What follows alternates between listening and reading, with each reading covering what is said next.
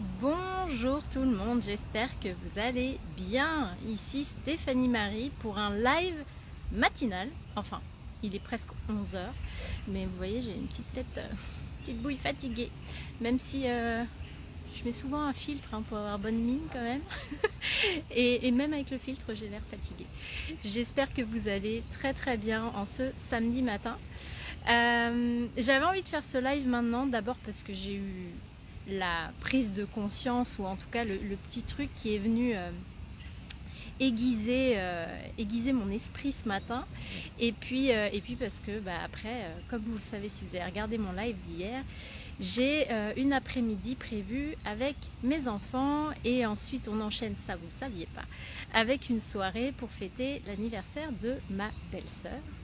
Donc j'ai pas envie de vous faire un live à 1h du matin complètement décalqué. Pas que j'aurais trop bu, mais que je serais fatiguée. Voilà, donc j'avais envie de vous le faire ce matin, et le thème que j'avais envie de vous partager, c'est le fait que la vie nous veut du bien. Et certaines personnes le voient pas, et c'est bien dommage. Et c'est important de se le rappeler, je trouve, chaque jour, souvent, que quand des portes se ferment parfois, mais finalement, ne pas regarder que la porte qui se ferme, mais regarder toutes celles qui vont s'ouvrir derrière et qui sont encore plus grandes et encore plus belles. Souvent, on ne s'en rend pas compte.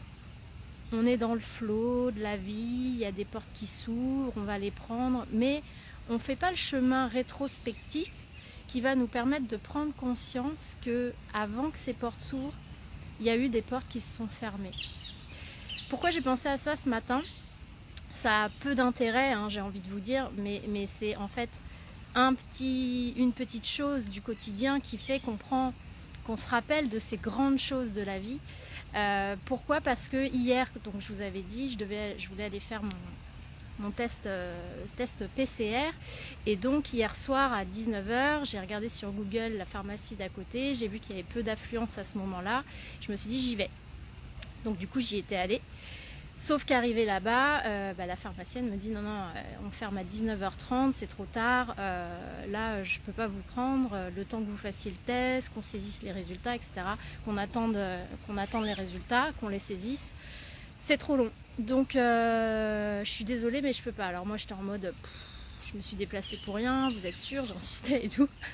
Et elle me dit non, je suis désolée mais non. Revenez demain matin à l'ouverture, première heure, et je vous le ferai. Ok, donc ce matin, d'où ma petite mine un peu fatiguée, ce matin, parce que les pharmacies elles ouvrent tôt, j'obtempère et je me lève tôt pour aller faire mon test. Donc j'arrive à l'ouverture, je dis c'est moi. Elle rigole, elle me fait mon test. Et au moment où je sors de l'arrière de la pharmacie pour aller enregistrer mes informations, en fait au comptoir il y avait une dame qui voulait faire un test. Et le pharmacien était en train de lui dire non, que le matin il faisait pas de test. Donc moi j'étais super mal parce que je venais de sortir du truc où il y avait les tests. Et donc après, une fois que la dame est partie, j'en ai discuté avec la pharmacienne qui me dit bah oui c'est vrai, on fait pas de test, mais bon, je vous avais dit hier soir que je vous prendrais ce matin à l'ouverture, donc j'allais pas vous renvoyer ce matin en vous disant non. C'est vrai que je savais pas que le chef entre guillemets ne voulait pas prendre de gens pour faire le test le matin.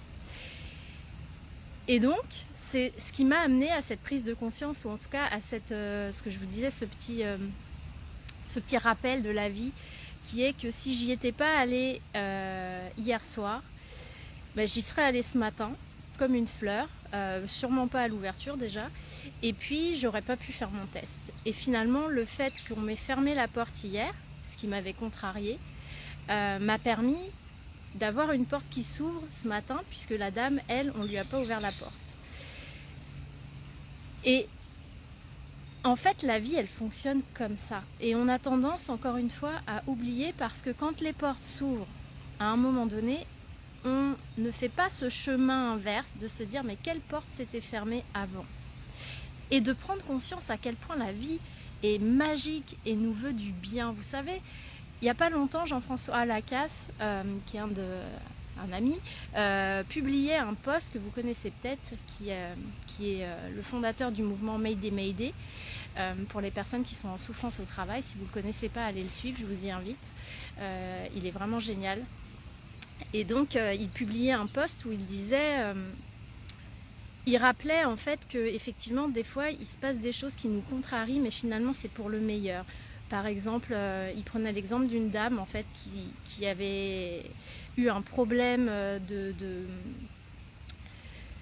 je crois qu'il reprenait l'exemple des personnes qui n'étaient pas décédées. Je crois que c'était le 11 septembre qu'il avait publié ça.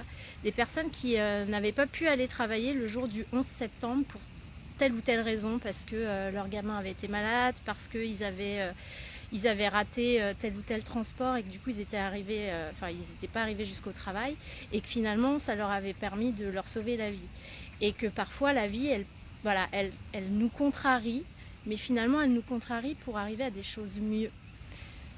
Comme moi je me souviens à titre perso, je ne sais pas si ça vous est déjà arrivé et si vous avez fait l'exercice d'essayer de rechercher quand quelque chose de beau se passe, qu'est-ce qui s'est contracté en fait avant, ou qu'est-ce qui n'a pas eu lieu avant.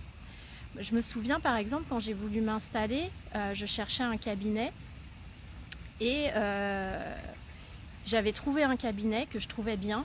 J'étais contente et en fait au dernier moment ça s'est plus fait, la personne ne voulait plus parce qu'elle avait trouvé quelqu'un d'autre, je crois, qui peut-être de mémoire elle le prenait sur plus de jours que moi, donc elle préférait privilégier cette personne-là, ce que je comprends. Mais j'étais hyper déçue. C'était pour moi la fermeture de quelque chose qui m'animait. J'étais contente, j'étais vraiment dans l'excitation de rentrer dans ce cabinet, j'avais déjà projeté la déco, etc. J'avais regardé les meubles que j'allais acheter, bref. Et en fait, quelques semaines après, un autre cabinet a proposé pas une collaboration, mais une location, quoi. Et en fait, ce cabinet était beaucoup mieux pour moi. Il était plus près de chez moi, il était plus calme, la pièce, je me sentais beaucoup mieux dedans. Et finalement, celle qui n'avait pas eu lieu avant, l'opportunité qui s'était fermée à moi avant, m'avait permis de rentrer dans cette opportunité-là après.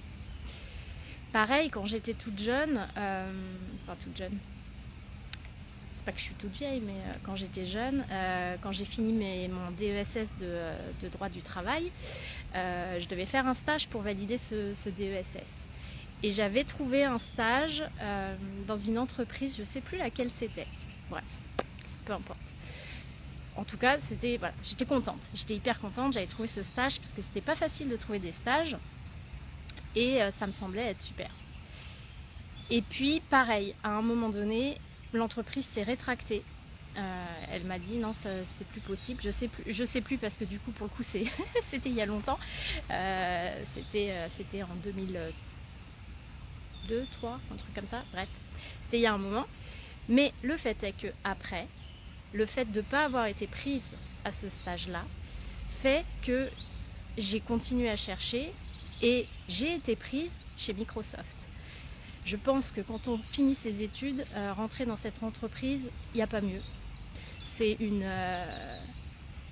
multinationale, la multinationale qui a fait que derrière, en plus j'y suis restée du coup en CDD, qui a fait que derrière j'avais sur mon CV une carte de visite énorme et qui m'a permis derrière d'accéder directement toujours à des grosses entreprises avec des postes que mes camarades de promotion n'atteignaient pas au même moment de leur développement professionnel, parce qu'en fait le fait de venir de chez Microsoft, ça changeait tout.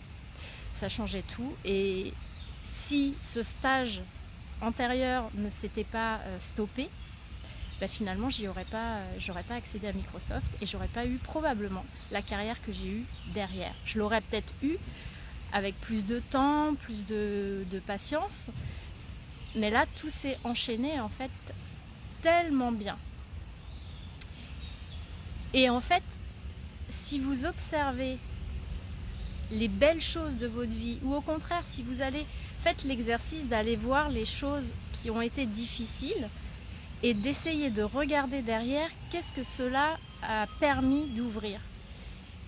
Et bien vous verrez, si vous vraiment vous faites l'exercice, parce qu'après on peut aussi être comme embué et ne pas voir les choses parce que le regard qu'on porte sur la vie parfois il est pas super doux.